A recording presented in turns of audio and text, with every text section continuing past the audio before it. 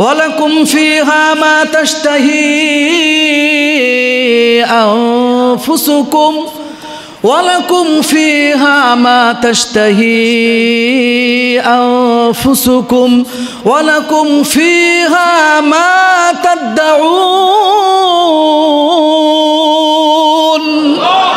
আমার আল্লাহ বলবেন, বান্দারে দুনিয়ার জীবনটা আমি আল্লাহ যেইভাবে বলেছি ঠিক তুমি ওইভাবেই চালাইছো। আমি আল্লাহ যেমনে করতে বললাম বান্দা ওইভাবেই করছো।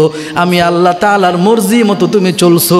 কোন কাজটা আমি করলে আমি খুশি হব তুমি সেই কাজটাই করছো, কোন কাজটা করলে আমি নারাজ হব সেই কাজটা তুমি বর্জন করে চলেছো। মানে জীবনের প্রত্যেকটা কথা আর কাজের ক্ষেত্রে আমি আল্লাহর সন্তুষ্টিকে তুমি সামনে রাখছো, আমি আল্লাহর ফরমাবরদারিকে সামনে রাখছো। আমার মন মতো তুমি দুনিয়ার জীবনটা চালাইছো। আমি আল্লাহ ঘোষণা দিলাম মরার পর থেকে আমি আল্লাহ এবার তোমার মন মতো চলবো। এই বান্দাটা আশ্চর্য হয়ে যাবে, মালিক সারা জীবন আপনার ফরমাবরদারি করলাম, আপনি যেইভাবে বলেছেন সেভাবেই চলার চেষ্টা করলাম রে মালিক। মানুষ আমাকে যা তা বলেছে, কম বয়সে আমি দাড়ি রাখছি, মানুষ আমারে চাচা বলে ডাকছে, নানা বলে ডাকছে। আমি আমার লেখাপড়া স্টাডি শেষ করলাম, লেখাপড়া শেষ করলাম, বিশাল বড় এক চাকরি পেয়েছিলাম, হারাম চাকরি ত্যাগ করার কারণে মানুষেরা আমাকে ছি ছি করেছে। আমি আমার বিবিরে বললাম, বিবি তুমি পর্দায় থাকবা, বন্ধুরা আমাকে রাগারাগি করা শুরু করলো। তোমার বিবিটারে তুমি প্যাকেট করে ফেলছো, তোমার বিবিটাকে তুমি তাবুর মধ্যে ঢুকায় রাখছো, বিভিন্ন জনে বিভিন্ন কথাবার্তা বললো, তোমার বিবিটা মনে হয় সুন্দর না, যদি সুন্দর হতো তাহলে তো পর্দা করাইতা না। ওগো রব্বুল আলামিন, মানুষের টিটকারি শুনছি, মস্করা শুনছি, মানুষ আমাকে নানা চাচা বলে রাখছে, বয়স ছিল আমার 20-25 বছর। আমি আমার হারাম সম্পর্ক ত্যাগ করলাম, আমি আমার হারাম দল ত্যাগ করলাম, আমি আমার হারাম পথ ত্যাগ করে ফেললাম, আমি আমার হারাম ক্ষমতা ত্যাগ করলাম একমাত্র আপনাকে পাবার জন্য গো মালিক। এখন দেখি মরার সময় আমার সামনে জাহান্নাম। আল্লাহর ফেরেশতারা বলবে, ও আল্লাহর বান্দা তুমি সারাটা জীবন আল্লাহর কথা মতো চলেছো, এই যে তুমি যদি আল্লাহর নাফরমানি করতা এই জাহান্নাম ছিল তোমার জন্য বরাদ্দ। আল্লাহর ফরমাবরদারি করার কারণে এই জাহান্নাম থেকে তোমার নামটা কেটে দিয়ে এই যে জান্নাত দেখতে পাইতেছো, ডান দিকে জান্নাত, এই জান্নাতের মালিক আমার আল্লাহ তোমারে বানায় দিছে। ফেরেশতারা জান্নাত থেকে রেশমি রুমাল নিয়ে আসবে, আর ফেরেশতার কাছে এইভাবে ছোট একটা বাচ্চা যখন ভূমিষ্ঠ হয়, আপনি ইমাম সাহেবের কাছে নিয়ে আসতেছেন সুন্দর একটা তোয়ালিয়া, তার মধ্যে আবার ঘ্রাণ আছে। হাদিসের মধ্যে আসছে মিশক আম্বরের ঘ্রাণ মিশ্রিত জান্নাতের একটা সুন্দর রেশমি রুমাল নিয়ে এখানে আসবে। বলে টুকরির মধ্যে মাছ থাকলে লাভ দিয়ে যেমন পড়ে যায় মাটির মধ্যে, ঠিক তেমনিভাবে মানুষের ইমানদার বান্দার রূহটাও তার দেহ মোবারক থেকে, দেহ নামক খাঁচা থেকে টুপ করে লাভ দিয়া রেশমি রুমালের মধ্যে চলে আসবে। সুবহান, তার কষ্টই হবে। আল্লাহ রাব্বুল আলামিন বনি ইসরাইলকে ফেরাউনের হাত থেকে মুহররম মাসের 10 তারিখে মুক্তি দান করেছেন। যখন ফেরাউন বনি ইসরাইলের উপরে অত্যাচার করলো, হযরতে মুসা আলাইহিস সালাতু ওয়াস সালামের সম্প্রদায় উম্মত, তারা ফেরাউন এবং তার দরবলের অত্যাচারে অতিষ্ঠ হয়ে একসময় মিশর ত্যাগ করার সিদ্ধান্ত নিলেন। আল্লাহ রাব্বুল আলামিনের অনুমতিক্রমে, আদেশক্রমে কোরআনে কারিমে আল্লাহ তাআলা মুসা আলাইহিস সালাতু ওয়াস সালামের ঘটনাবলী সবিস্তারে উল্লেখ করেছেন। একদিন ভোরবেলা, ওয়া আওহাইনা ইলা মুসা আন আসরি বিইবাদি ইন্নাকুম মুত্তাবাউন, আমি মুসার কাছে ওহী প্রেরণ করলাম, ওহী ইরসাল করলাম, ওহীর বার্তা দিলাম, আন আসরি বিইবাদি, আমার বান্দাদেরকে নিয়ে আপনি রাত্রি ভ্রমণ করুন। রাতের শেষ ভাগে মানুষ ঘুমন্ত থাকে, এই সময়টায় দেখবেন এলাকার মধ্যে চুরিধারি হয়। একবারে আসরের আগ দিয়ে জোহরের পরে এই সময়টা মানুষ ঘুমায়, এই সময়টায় চুরি হয়। তো যখন মানুষ ঘুমন্ত অবস্থায় থাকবে তখন এই রাতের শেষ ভাগে আপনি আমার বান্দাদেরকে নিয়ে চলা শুরু করবেন, এই মিশর আপনি ত্যাগ করেন। হযরত মুসা আলাইহিস সালাতু ওয়াস সালাম তার দলকে নিয়ে, তার সঙ্গীদেরকে নিয়ে রওনা করলেন। ইতোমধ্যে ফেরাউন এবং তার দলবলেরা খবর পেয়ে গেছে বনি ইসরাইল বিশাল বড় এক সম্প্রদায়, 12টা গ্রুপ। তাদের মধ্যে হযরত ইয়াকুব আলাইহিস সালাতু ওয়াস সালামের 12 জন সন্তান ছিলেন। এই 12 জন সন্তানের নামে 12টা দল হয়ে গেছে বনি ইসরাইলের মধ্যে। এক গ্রুপের সাথে আবার আরেক গ্রুপের মত ঠিক নাই, মতের অমিল, মানে পুরো ঘোলাটে একটা পরিবেশ এই বনি ইসরাইলদের মধ্যে। এরা মূলত ইহুদি জাতি, তখন তো ভালোই ছিল। হযরত মুসা আলাইহিস সালাতু ওয়াস সালাম রওনা করলেন। এর মধ্যে ফেরাউন খবর পেয়ে গেল মুসা তার দলবল নিয়ে, তার সঙ্গীদেরকে নিয়ে মিশর ত্যাগ করছে। তো ফেরাউন এই সংবাদ পাবার সাথে সাথে ঘণ্টা বাজায় দিল, সেনাবাহিনী পাঠিয়ে দিল, যাও তাদেরকে তাড়া করো। হযরত মুসা আলাইহিস সালাতু ওয়াস সালাম সামনে এগোচ্ছেন, পিছন দিক থেকে টের পেলেন যে ঘোড়া হাঁকায়া ফেরাউনের দলবল ছুটছে। ফেরাউন নিজেও সেখানে অগ্রণী ভূমিকা পালন করতেছে। এইবার আল্লাহ রাব্বুল আলামিনের কাছে মুসা আলাইহিস সালাতু ওয়াস সালাম দরখাস্ত করতেছেন, কারণ সঙ্গীরা বলতেছে ইন্না আলা মুদরাকুন, এই মুসা আমরা তো ধরা খেয়ে গেলাম, তোমার কথা মতো আমরা চলা শুরু করলাম, ফেরাউনের অত্যাচার থেকে বাঁচার জন্য এই পর্যন্ত আসলাম, এখন ফেরাউন তো আমাদেরকে ধরে ফেলবে। সামনে নদী, সামনে সাগর নীল নদ, আর পিছনে হচ্ছে ফেরাউনের দলবল। সামনে গেলে আমাদেরকে নদীতে গিয়ে ঝাঁপ দিয়ে মরতে হবে, ডুবে ডুবে মরতে হবে। আর যদি পিছনে গিয়ে ফেরাউন এবং তার দলবলের কাছে আমরা ধরা খাই, তাহলে তো অত্যাচারের স্টিম রোলার আগের থেকে 1000 গুণ বেড়ে যাবে। হযরত মুসা আলাইহিস সালাতু ওয়াস সালাম বললেন, শোনো, আমি তোমাদেরকে এই পর্যন্ত নিয়ে এসেছি আমার ব্যক্তিগত কোনো সিদ্ধান্তে না, বরং তোমাদেরকে নিয়ে রাত্রি ভ্রমণ করার যিনি সিদ্ধান্ত দিয়েছেন তিনি কে? হযরত মুসা আলাইহিস সালাতু ওয়াস সালাম বললেন, কাল্লা, না, কখনো নয়, এমনটা কখনো হবে না। আমরা পিছনে ফেরাউন এবং তার দলবলের কাছে ধরা খেয়ে যাব, তোমরা যেমনটা ধারণা করছো। আবার নয়তো সামনে সাগর, সাগরের মধ্যে আমাদেরকে ডুবে ডুবে মৃত্যুবরণ করা লাগবে, এমনটা কোনো দিন হতে পারে না। কাল্লা ইন্না মাইয়া রব্বি সায়াহদিন, আল্লাহ রব্বুল আলামিন আমার সাথে আছেন। যে আল্লাহ আমাকে আদেশ করেছেন, যে আল্লাহর আদেশে তোমাদেরকে নিয়ে বের হলাম, আমার বিশ্বাস আমাদেরকে পরিত্রাণের মুক্তির একটা ব্যবস্থা, একটা পথ পদ্ধতি আমার আল্লাহ আমাকে বের করে দিবেন। আল্লাহ রব্বুল আলামিনের উপর বিশ্বাস, প্রত্যেকজন নবীর আল্লাহর উপর 100 বিশ্বাস ছিল। আপনি আল্লাহর কাজ করবেন, আল্লাহ রব্বুল আলামিন আপনাকে অবশ্যই হেফাজত করবেন। আপনার দৃষ্টিতে মনে হবে আমি মনে হয় বিফল হয়ে গেলাম, ব্যর্থ হয়ে গেলাম। বলে না না, আল্লাহর আদেশ পালন করার ক্ষেত্রে বান্দা কোনোদিন বিফল ব্যর্থ হয় না।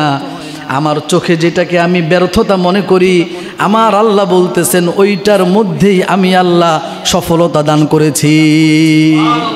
আল্লাহু ইয়ালামু ওয়া আনতুম লা তা'লামুন, আল্লাহ যেটা জানেন তোমরা সেটা জানো না।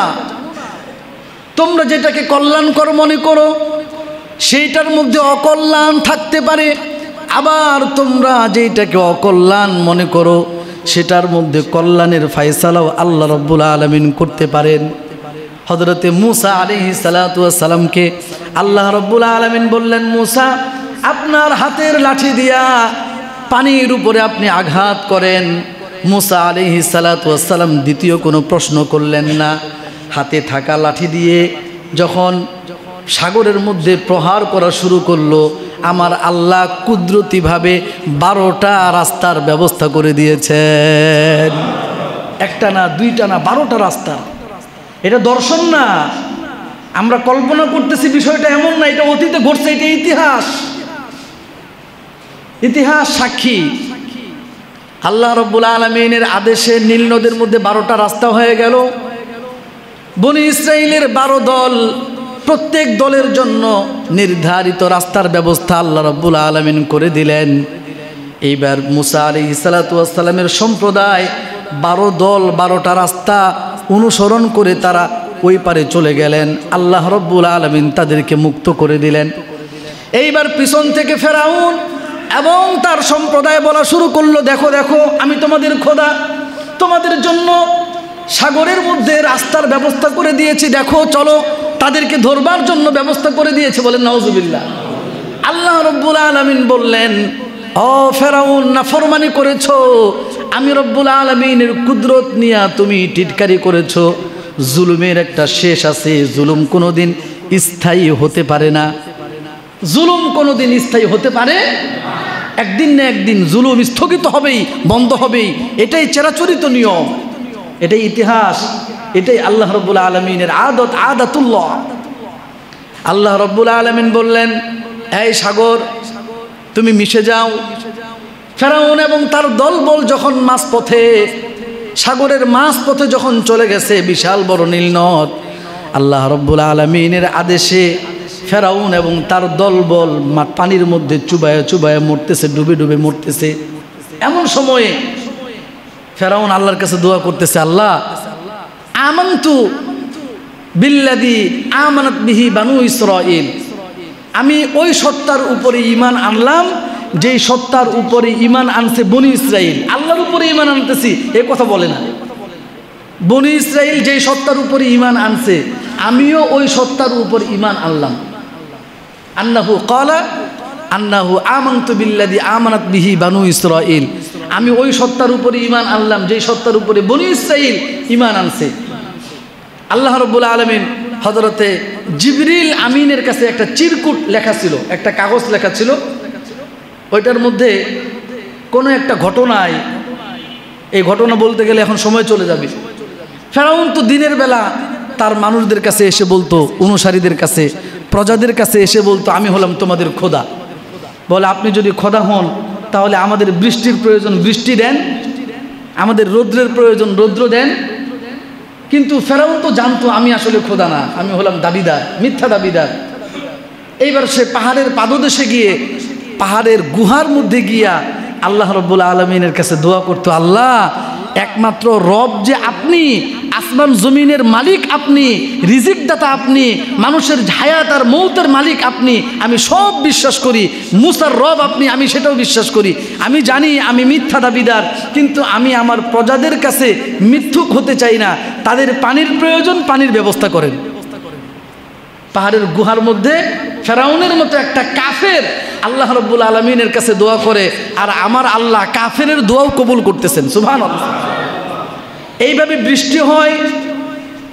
আবার যখন রৌদ্রের প্রয়োজন, ফেরাউন পাহাড়ের গুহার মধ্যে গিয়ে আল্লাহ রব্বুল আলামিনের কাছে দরখাস্ত করে, আল্লাহ বনি ইসরাইল এবং কিবিতি আমার প্রজাদের তো এখন রৌদ্রের প্রয়োজন, রৌদ্র দেন।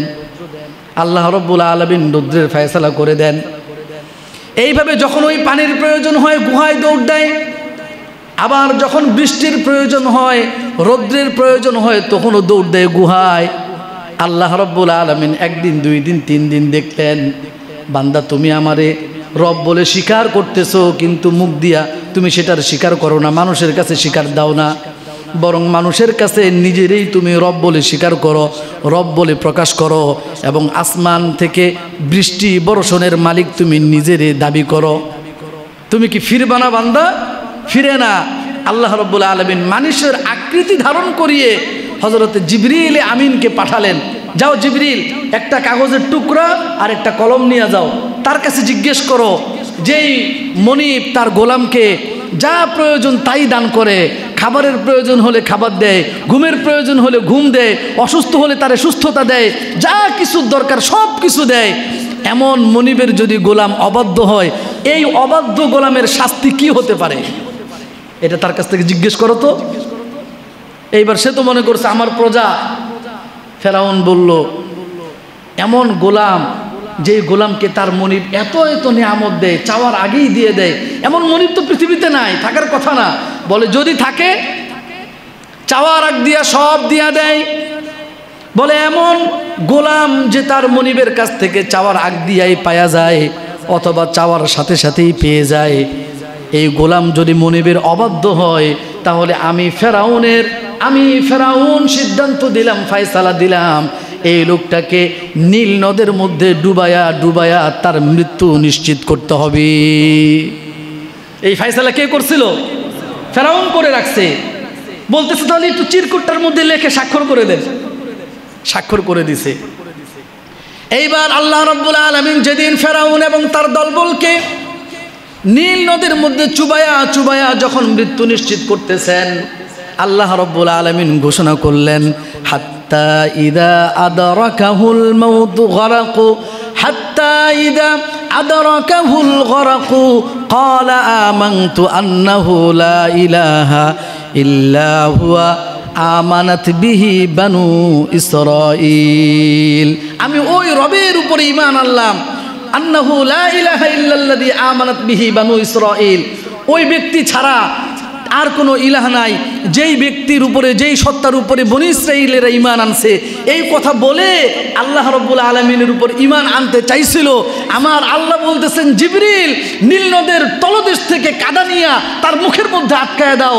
হযরত জিবরিল আমিন তার মুখ বন্ধ করে দিলেন। বেয়াদব, নাফরমান, গুনাহগার, আসামি, অপরাধী, পাপিষ্ঠ, তোর মুখ থেকে তো ঈমানের কথা বলতে পারবি না, কারণ তুমি তো এখন জাহান্নামগুলো দেখে ফেলছো, মৃত্যু সামনে চলে এসছে। এখন যদি তুমি ঈমান আনতে চাও, তোমার ঈমানের কোনো মূল্য আল্লাহ রাব্বুল আলামিনের কাছে। এইবার সে বলল, কিসের জন্য? আমার জন্য ঈমানের কোনো ভ্যালু নাই।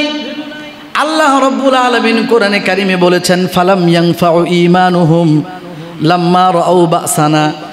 যখন বান্দা আমার শাস্তি প্রত্যক্ষ করবে, তখন যদি ঈমান আনয়ন করে, আমি আল্লাহ তার ঈমানকে গ্রহণ করব না। ফালাম ইয়াকু ইয়ানফাউহুম ঈমানুহুম লাম্মা রাউ বাসানা।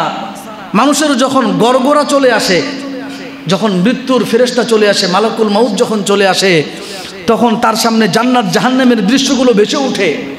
মুসলিম শরীফের হাদিসে আসছে, যদি বান্দা জাহান্নামী হয়, তার সামনে সর্বপ্রথম জান্নাতের দৃশ্যগুলো তুলে ধরা হয়, আর বান্দা খুশিতে বাকবাক হয়ে যায়। সারাটা জীবন আল্লাহর নাফরমানি করলাম, নামাজ পড়লাম না, মোল্লারা আমাদেরকে নামাজের কথা বলছে, মোল্লারা আমাদেরকে হারাম ছাড়ার কথা বলছে, হুজুররা শুধু ইসলামটাকে কঠিন বানায় ফেলছে। আসলে ইসলামটা এত কঠিন না, ইসলাম হলো সহজ, যে যেমনে পারে হেমনে ইসলাম পালন করব। মোল্লারা শুধু কঠিন করে রাখছে, কারণ মোল্লাদের তো আর খায়া দেয় কাম নাই। আমি সারা জীবন মোল্লাদের বিরোধিতা করলাম, আর মরার সময়ে দেখলাম আমার চোখের সামনে জান্নাতের দৃশ্যগুলো ভেসে উঠছে। এই লোকটা একবারে খুশিতে বাকবাক হয়ে যায়। মরার আগ দিয়া তার সামনে জান্নাতের দৃশ্যগুলো দৃশ্যমান।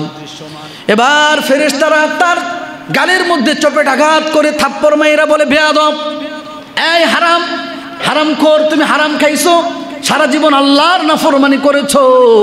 আমার আল্লাহ তোমাকে নামাজ পড়ার জন্য বলেছেন, তুমি পড়ো নাই। আমার আল্লাহ পর্দা করার জন্য বলেছেন, বিবি এবং মেয়েদেরকে, অধীনস্থ নারীদেরকে পর্দা করার জন্য বলেছেন, তুমি পর্দা করাও নাই। আমার আল্লাহ বলেছেন হারাম চাকরি ছেড়ে দিতে, তুমি ছাড়ো নাই। আমার আল্লাহ বলেছেন হারাম রিলেশন ত্যাগ করতে, তুমি করো নাই। আমার আল্লাহ বলেছেন হারাম বন্ধুত্ব ছাড়তে, তুমি ছাড়ো নাই। আমার আল্লাহ বলেছেন আরেকজনের উপর জুলুম ত্যাগ করতে, তুমি ত্যাগ করো নাই।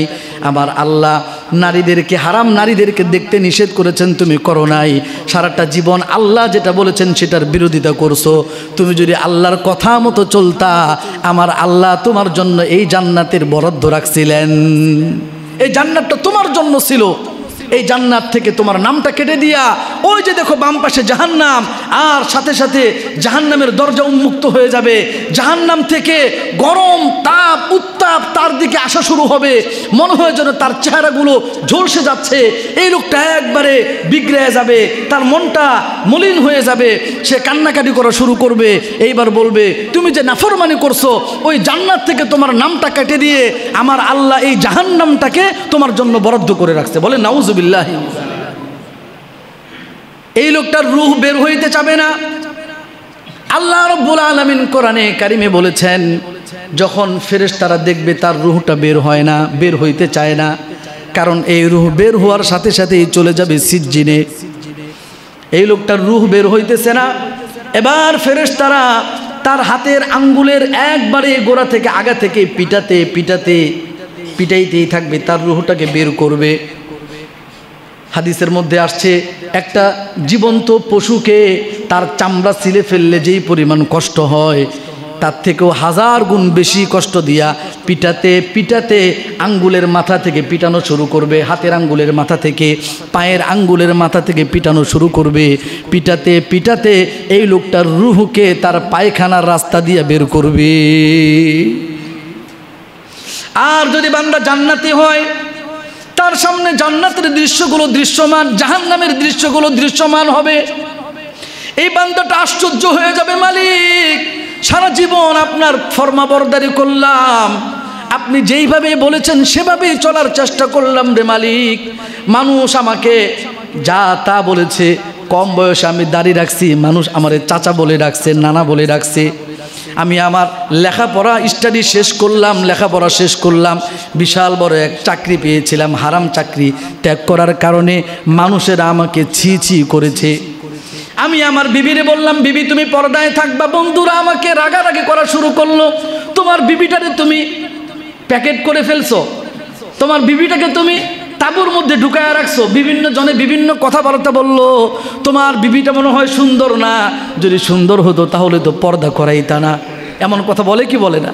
ওগো রব্বুল আলামিন, মানুষের টিটকারি শুনছি, মস্করা শুনছি, মানুষ আমাকে নানা চাচা বলে রাখছে, বয়স ছিল আমার 20-25 বছর।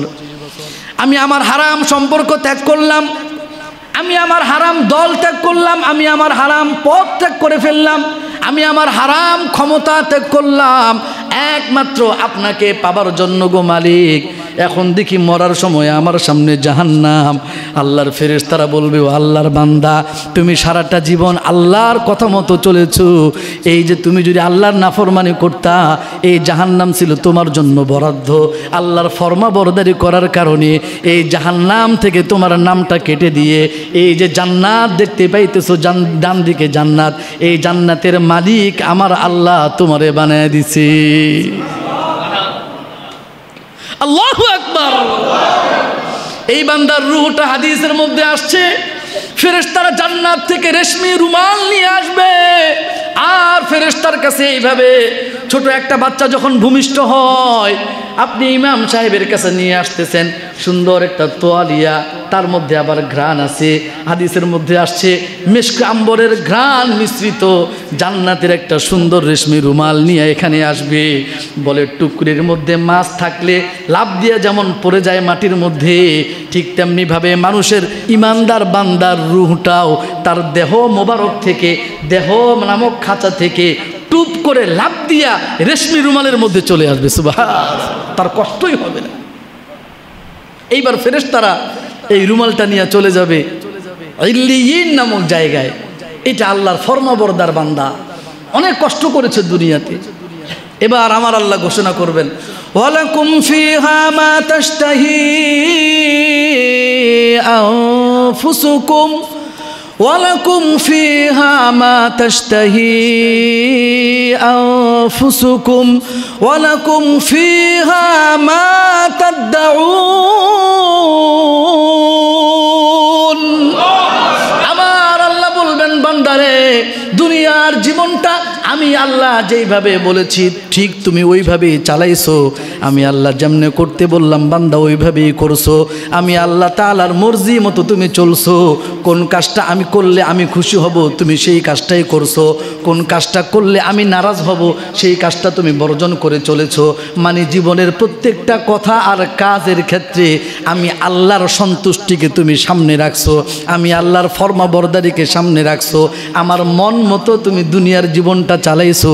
আমি আল্লাহ ঘোষণা দিলাম, মরার পর থেকে আমি আল্লাহ এবার তোমার মন মতো চলবো। এতদিন আমার মন মতো চলছো, এখন আমি আল্লাহ ঘোষণা করলাম যতদিন তুমি এই জান্নাতে থাকবা, চিরস্থায়ী জান্নাত, হাজার হাজার বছর অতিক্রম করবে, যে জান্নাতের শুরু আছে শেষ নাই। আমার ভাইরা, আমার আল্লাহ বলবেন, ওয়ালাকুম ফিহা মা তাশতাহি আনফুসুকুম, তুমি যা চাবা আমি আল্লাহ তাআলা তোমার জন্য প্রস্তুত করে দেব। ওই ফেরাউন যখন দেখলো তার সামনে জান্নাত জাহান্নামের দৃশ্যগুলো ভেসে উঠেছে, এইবার ফেরাউন বলল, আল্লাহ আমি ঈমান আনয়ন করলাম, বনি ইসরাইল যেই সত্তার উপর ঈমান আনছে ওই সত্তার উপরে। আমার আল্লাহ বললেন, জিবরিল যাও যাও চিরকুটটা তার সামনে ধরো, তারে বলো তুমি তো ফায়সালা করছিলা যে গোলাম মনিবের কাছ থেকে চাওয়ার সাথে সাথেই পেয়ে যায়। আমি আল্লাহর কাছে কত কিছু চাইলাম, ওগো আল্লাহ তাআলা আমারে একটা সুন্দর চাকরি বাকরি দেন, আল্লাহ ব্যবস্থা করে দিলেন। আমি অসুস্থ হয়ে গিয়েছিলাম, আল্লাহর কাছে দোয়া করার পরে আমি সুস্থ হয়ে গেলাম। এমন কোনো মানুষ বাকি নাই যে লোকটা আল্লাহর কাছে চাইছে কিন্তু পায় নাই।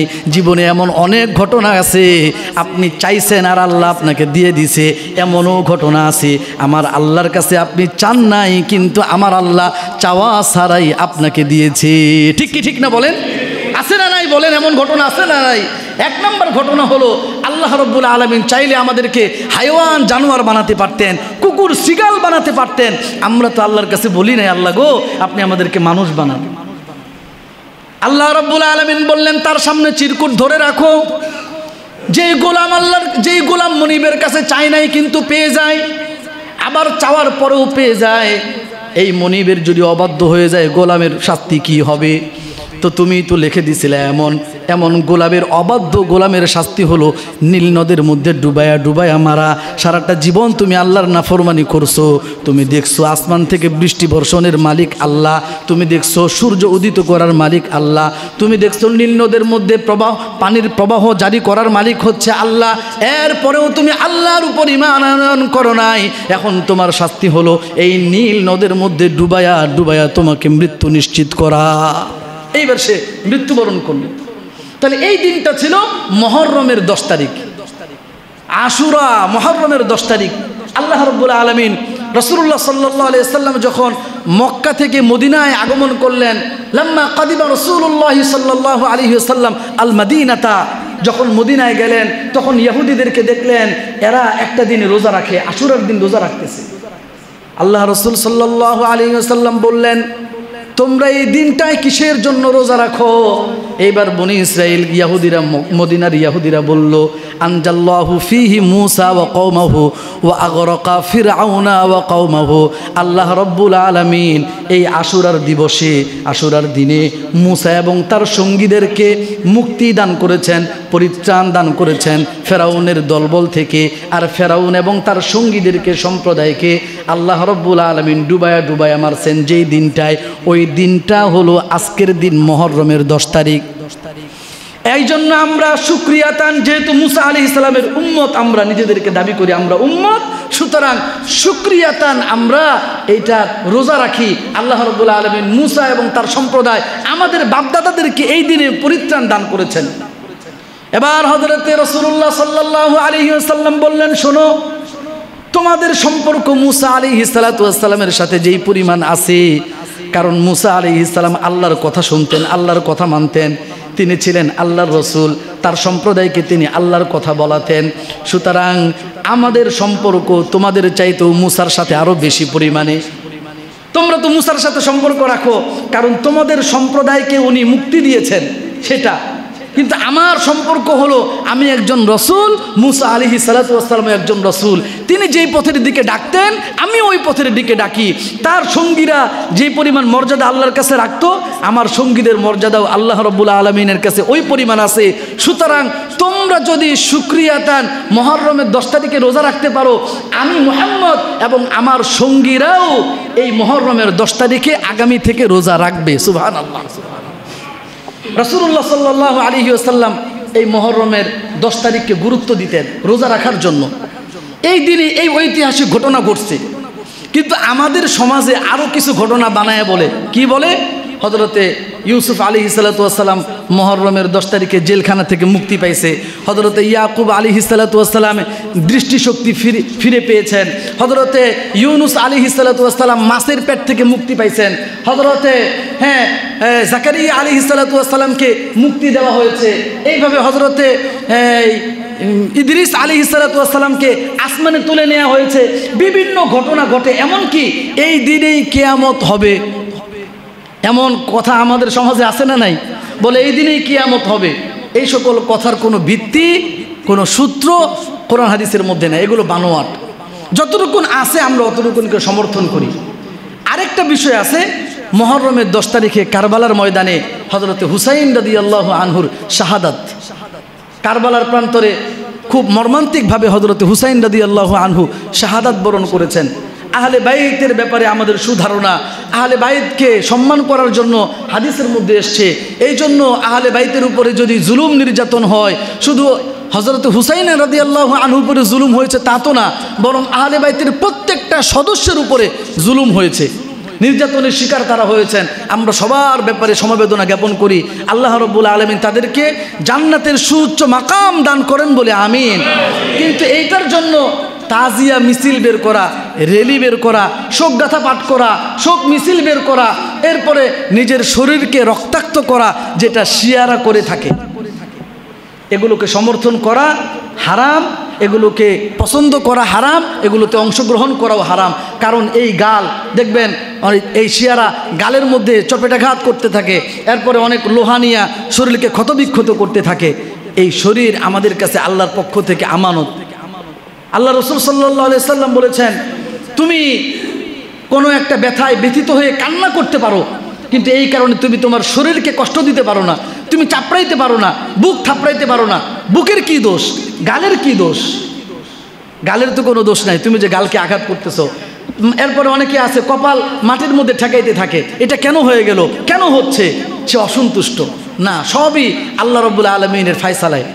বাকি আমরা আল্লাহ রাসূল সাল্লাল্লাহু আলাইহি ওয়াসাল্লামের নাতি, কলিজার টুকরা নাতি, জান্নাতি যুবকদের সরদার, সাইয়্যিদা শাবাবি আহলিল জান্নাহ আল ইমামু আল হাসান ওয়াল হুসাইন রাদিয়াল্লাহু আনহুমা, জান্নাতি যুবকদের সরদার যিনি হবেন, যার মা হচ্ছেন জান্নাতি রমণীদের সরদারনি, সাইয়্যিদাতু নিসাই আহলিল জান্নাহ, তাদের উপরে জুলুম নির্যাতন আসলে আমাদের মন ব্যথিত হবে, এটাই তো স্বাভাবিক। তাহলে আমরা কি করব? তাদের জন্য দোয়া করব, কান্নাকাটি করব। এই দিনে আল্লাহ রাসূল সাল্লাল্লাহু আলাইহি ওয়াসাল্লাম রোজা রেখেছেন, আমরা রোজা রাখব। আল্লাহ তাআলার কাছে এই মাসটার এমনি দাম আছে, আশহুরে হুরুম হিসেবে সম্মানিত 4টা মাস আছে, তার মধ্যে 1 নম্বর মাস হচ্ছে মুহররম, আল্লাহ তাআলার কাছে দামি মাস। আল্লাহ রাসূল সাল্লাল্লাহু আলাইহি ওয়াসাল্লাম হাদিসে পাকে বলেছেন, সিয়ামু রমাদান বাদা সিয়ামি রমাদান আফদালুস সিয়ামি বাদা রমাদান শাহরুল্লাহিল মুহররম।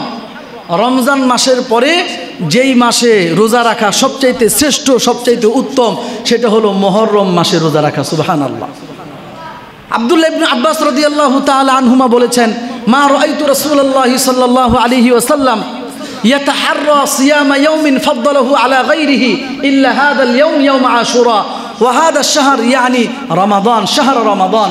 আল্লাহ রাসূল সাল্লাল্লাহু আলাইহি ওয়াসাল্লাম হযরত আব্দুল্লাহ ইবনে আব্বাস রাদিয়াল্লাহু আনহু বলছেন, আমি আল্লাহর রসুলকে রমজান এবং আশুরায় যেই পরিমাণ রোজা রাখতে দেখেছি, পছন্দ করতেন, রোজা রাখতেন, অন্য কোনো সময়ে ওই পরিমাণ রোজা রাখতে আমি দেখি নাই। সুবহানাল্লাহ। তাহলে এই মুহররম মাসটা রোজার মাস। মুহররম মাসটা কিসের মাস? এটা হচ্ছে আমাদের করণীয়। আমরা মুসলিম হিসেবে আমরা কি করব? আমাদের প্রতিটা মুহূর্ত আল্লাহ তাআলার কাছে দামি। একজন মুসলমানের প্রত্যেকটা মুহূর্ত, ভগ্নাংশকে একজন মুসলমান সংরক্ষণ করার চেষ্টা করে। প্রত্যেকটা মিনিট, প্রত্যেকটা সেকেন্ড, ভগ্নাংশকে পর্যন্ত একজন মুসলমান ঠিক রাখার চেষ্টা করবে, সে হলো মুসলিম। কারণ মুসলমানরা অল্প সময় নিয়ে দুনিয়াতে আসছে, অনন্ত অসীমকালের প্রস্তুতি নিয়ে এরপরে আমাদেরকে দুনিয়া থেকে যেতে হবে। কথা বলেন ঠিক কিনা? আমার ভাইরা, আল্লাহ রাসূল সাল্লাল্লাহু আলাইহি ওয়াসাল্লাম মুহররম মাসে রোজা রাখাটাকে পছন্দ করতেন। অন্য একটা হাদিসে আসছে, আল্লাহ রাসূল সাল্লাল্লাহু আলাইহি ওয়াসাল্লাম বলেন, সুমু আশুরা ওয়া খালিফুল ইয়াহুদা ফিহি, তোমরা আশুরার দিন রোজা রাখো এবং ইহুদিদের বিপরীত করো। ফাসুমু ক্বাবলাহু ইয়াওমান আও বা'দাহু ইয়াওমান, সুতরাং তোমরা যখন আশুরার রোজা রাখবা 10ম তারিখের আগে অথবা পরে 2 দিন রোজা রাখবা। মানে 10ম তারিখের রোজাটা তো রাখবাই, একদিন আগে রাখবা, 9 তারিখ, 10 তারিখ অথবা 10 তারিখ 11 তারিখ, এই 2 দিন মিলায় রাখবা। কারণ ইহুদিরা শুধুমাত্র 10 তারিখে রোজা রাখে, আর ইহুদি নাসারাদের সাথে মুসলমানদের সব কিছুর ক্ষেত্রে পার্থক্য থাকতে হবে। তাদের লেবাসের সাথে আমার লেবাস মিলতে পারবে না, তাদের শিক্ষার সাথে আমার শিক্ষা মিলতে পারবে না, তাদের অর্থনীতির সাথে আমার অর্থনীতি মিলতে পারবে না, তাদের সব কিছুর সাথে একজন মুসলমানের বিপরীত থাকতেই হবে যদি আমি মুসলমান দাবি করি। আর যদি হয় আল্লাহ ভি খুশ রাহে শয়তান ভি খুশ রাহে, শয়তানও খুশি থাক আল্লাহও খুশি থাক, তাহলে তো আর হবে না। ওই ঈমান দিয়া, ওই খুশি দিয়ে আল্লাহরে খুশি করে জান্নাতে যাওয়া যাবে না। আল্লাহ অনেক গায়রতওয়ালা, আল্লাহ অনেক মর্যাদাশীল। আপনার বিবি যদি আরেকটা বিবিরে সাপোর্ট না করে, আপনার বিবি, আপনি যদি বলেন আমি আরেকজনকে বিয়ে করব, আপনার বিবি মানবে? যদি সে দিনদার না হয় মানবে না, মানবে না। আপনার বিবি যদি বলে, যাদের গায়রত আছে, আত্মমর্যাদা আছে, যে আমি 24 ঘন্টার মধ্যে 23 ঘন্টা তোমাকে সময় দিব হে আমার স্বামী, আর 1 ঘন্টা আমার আগের যে এক্স গার্লফ্রেন্ড ছিল, এই বয়ফ্রেন্ড ছিল, তার সাথে আমি সময় দিব। বলেন কোনো সুস্থ মস্তিষ্ক সম্পন্ন যে লোকটা রুচি আছে, বিকৃত মস্তিষ্ক না, যে লোকটা পাগল না, এই লোকটা স্ত্রীর এই প্রস্তাবে কি রাজি হবে? কোনোদিন রাজি হওয়া কি সম্ভব? জোরে বলেন না, হতে পারে না। আরে আমি তোমাকে বিবাহ করেছি, তুমি আমার স্ত্রী, 24 ঘন্টার 24 ঘন্টাই তোমার কাছে আমি চাই, 23 ঘন্টা কেন, 1 মিনিট যদি তুমি আরেকজনের সাথে কথা বলতে চাও সেটারও আমি সুযোগ দিব না। কথা বলেন ঠিক কিনা? আমার আল্লাহ বলেন, বান্দা আমি আল্লাহ তোমাকে সৃষ্টি করলাম, তোমার জন্য আমি আল্লাহ হায়াত মৌতের মালিক, তোমার জন্য রিজিকের ব্যবস্থা করে দিলাম, তোমার জন্য সূর্যের ব্যবস্থা করলাম, তোমার জন্য আমি কত নাজ নিয়ামত দান করলাম। তুমি খাবার খেতে যাবা, আমি আল্লাহ তোমার জন্য তরকারির ব্যবস্থা করলাম। কত তরকারির নাম বলবেন? সবাই আপনারা জানেন। লেবু খান, সালাদ খান, লেবুর মধ্যে কত প্রকার, মরিচ খাবেন, মরিচের মধ্যে কত প্রকার, সুবহানাল্লাহ। বোম্বাই মরিচ, এরপরে হলো স্বাভাবিক মরিচ। বোম্বাই মরিচের কি গ্রান! আমার আল্লাহ যদি এগুলো নাও দিতেন তাও তো পারতেন, কিন্তু না, এই সব আয়োজন বান্দা তোমার জন্য, আর তোমার আয়োজন কেবলমাত্র আমার জন্য, সুবহানাল্লাহ। না, তুমি আর কাউকে খুশি করতে পারবে না। আমার নাফরমান যারা, এদের সাথে তোমার কোনো সম্পর্ক থাকবে না। আল্লাহ রসুল সাল্লাল্লাহু আলাইহি ওয়াসাল্লাম বললেন, সুমু আশুরা, তোমরা আশুরার দিন রোজা রাখো, ওয়া খালিফুল ইয়াহুদা ফিহি, এবং রোজা রাখার ক্ষেত্রে ইহুদিদের বিপরীত করবা। ইহুদিদের বিপরীত কি করবা? আল্লাহ রসুল সাল্লাল্লাহু আলাইহি ওয়াসাল্লাম বললেন, একদিন আগে রোজা রাখবা অথবা একদিন পরে রোজা রাখবা, মোট 2 দিন রোজা রাখবা। মুফাসসিরিনে কেরাম, মুহাদ্দিসিনে কেরাম বলেছেন, ফুকায়ে কেরাম বলেছেন, আমরা যদি পারি 3 দিন রোজা রাখবো। কয়দিন রোজা রাখবো? শনি, রবি, সোম। তাহলে প্রত্যেক মাসে আল্লাহ নবী সাল্লাল্লাহু আলাইহি ওয়াসাল্লাম 3 দিন রোজা রাখতেন। ওই সওয়াবও পেয়ে যাব, পাশাপাশি আশুরার আগে পরে 2 দিন, 1 দিন মিলাইয়া মোট 2 দিন রোজা রাখা, এটারও সওয়াব পেয়ে যাব। রোজা বেশির থেকে বেশি রাখার চেষ্টা করা, আল্লাহ তাআলা খুশি হন। আল্লাহ রসুল সাল্লাল্লাহু আলাইহি ওয়াসাল্লাম হাদিসে পাকে বলেছেন, এই হাদিসটা শোনার পরে একবার সুবহানাল্লাহ বলবেন। রাজি আছেন ইনশাআল্লাহ? আল্লাহ তাআলা আমাদের জন্য শর্টকাটে জান্নাতে যাওয়ার ব্যবস্থা করেছেন, সুবহানাল্লাহ বলেন। আল্লাহ রসুল সাল্লাল্লাহু আলাইহি ওয়াসাল্লাম বলেন, সিয়ামু ইয়াউমি আশুরা, কোন ব্যক্তি যদি আশুরার রোজা রাখে, মুহররমের 10 তারিখে, আগামী রবিবার কোনো ব্যক্তি যদি রোজা রাখে, তাহলে আহতাসিবু আলাল্লাহি আইয়ুকাফিরা আসসানাতাল্লাতী ক্বাবলাহু, আমি আশাবাদী আশুরার রোজার বরকতে আমার আল্লাহ বান্দার 1 বছরের গুনাহগুলো মাফ করে দিবেন। পূর্বের 1 বছরের গুনাহ আল্লাহ মাফ করে দিবেন। 1 বছরের গুনাহ আল্লাহ মাফ করবেন একদিন রোজা রাখলে। আমরা থাকবো তো ইনশাআল্লাহ। অন্য একটি হাদিসে আল্লাহ রাসূল সাল্লাল্লাহু আলাইহি সাল্লাম বলেছেন, লাইন বাকিতু ইলা কাবিলিন লাসুমান্নাল ইয়াউমাত তাসিআ, আমাকে যদি আল্লাহ তাআলা আগামী বছরও হায়াতে বরকত দান করেন, আগামী বছর পর্যন্ত, তাহলে আমি আশুরার রোজার সাথে 9 তারিখের রোজাও রাখবো। লাইন বাকিতু ইলা কাবিলিন লাসুমান্নাল ইয়াউমাত তাসিআ, আমি 10 তারিখে তো রোজা রাখবই, 9 তারিখের রোজাটাও রাখবো। কিন্তু আল্লাহ রসুল সাল্লাল্লাহু আলাইহি ওয়াসাল্লাম এই কথা বলেছেন 10ম হিজরিতে, 11তম হিজরির রবিউল আউয়াল মাসেই আল্লাহ রসুল 11তম হিজরির রবিউল আউয়াল মাসে আল্লাহ রসুল সাল্লাল্লাহু আলাইহি ওয়াসাল্লাম ইন্তিকাল করেছেন, দুনিয়া থেকে চলে গেছেন। উনি আর মুহররম মাস পান নাই, এটা ছিল শেষ বছর। আল্লাহ রসুল সাল্লাল্লাহু আলাইহি ওয়াসাল্লাম রোজা রাখতেন, আমরাও রোজা রাখবো। এগুলো হচ্ছে আমাদের জন্য করণীয়। আমরা তওবা করব। হযরত আব্দুল্লাহ ইবনে আব্বাস রাদিয়াল্লাহু তাআলা আনহুমাকে একজন লোক প্রশ্ন করলো, আচ্ছা রমজান মাসের পরে কোন মাসে রোজা রাখলে আল্লাহ বেশি পছন্দ করেন?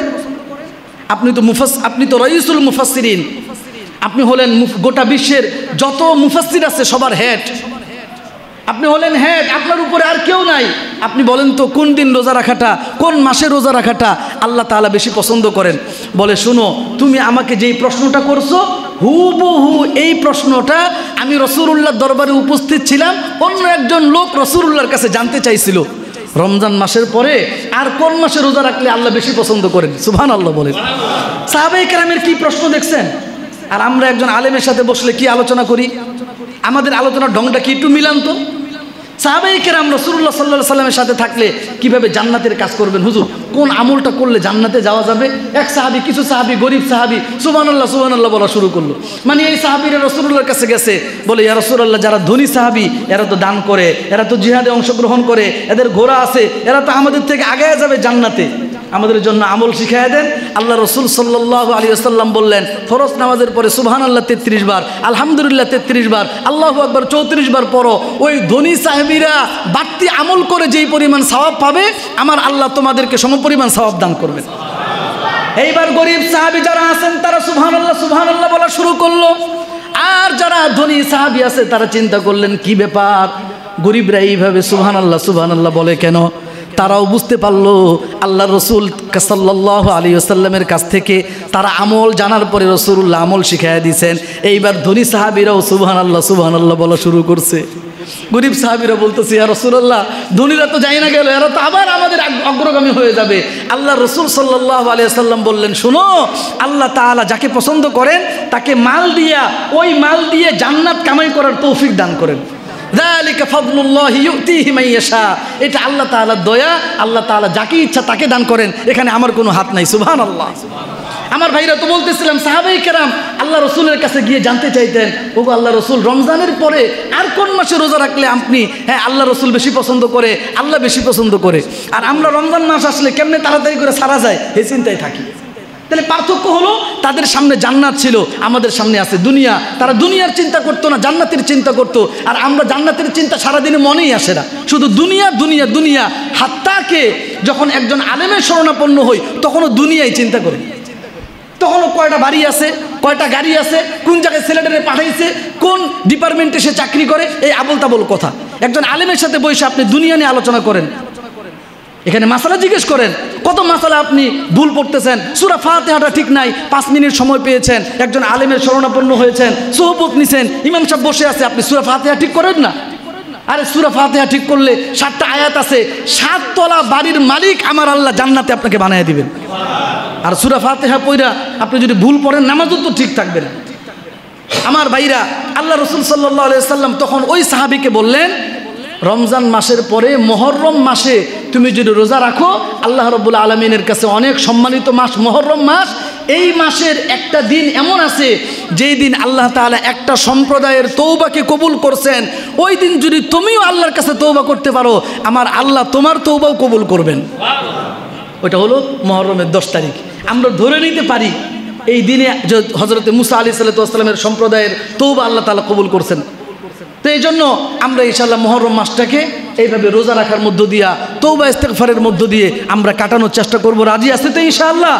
কুসংস্কার যেগুলো আছে দেখবেন, মোড়ে মোড়ে লাল ডেক বিছায় এরপরে চতুর্পাশে লাল কতগুলো কাপড় বিছাইয়া দেয়, বলে কি বলে খিচুড়ি পাক করব। এই দিন কি খিচুড়ি পাক করার দিন? এই দিন বলছে রোজা রাখতে, আর ওরা আছে খাওয়া নিয়া। শরীয়ত বলতেছে একটা, ডিজে করতেছে আরেকটা। ভাই, আল্লাহ রসুল সাল্লাল্লাহু আলাইহি সাল্লামকে আল্লাহ তাআলা আমাদের জন্য রসুল করে পাঠাইছেন। আল্লাহ নবী আমাদের জন্য দিনটাকে যেইভাবে আনছেন ওইভাবেই পালন করতে হবে। আপনি আমার মন মতো পালন করলে হবে না। যদি মন মতো পালন করেন, এটা দিন পালন করা হবে না, এটা হলো আপনার মন মতো চলা। এজন্য খুব সাবধান। আমরা তো এমনিতেই ইবাদত করি না, আবার যা করি এটা যদি নিজের মন মতো হয়, সওয়াবের পরিবর্তে উল্টা গুনাহ হয়ে যাবে। এজন্য আমরা এই সকল ড্যাগের মধ্যে টাকা দিবও না, এদেরকে সহযোগিতাও করব না। রাজি আছি তো ইনশাআল্লাহ? আল্লাহ তাআলা আমাদেরকে বুঝার ও আমল করার তৌফিক দান করেন।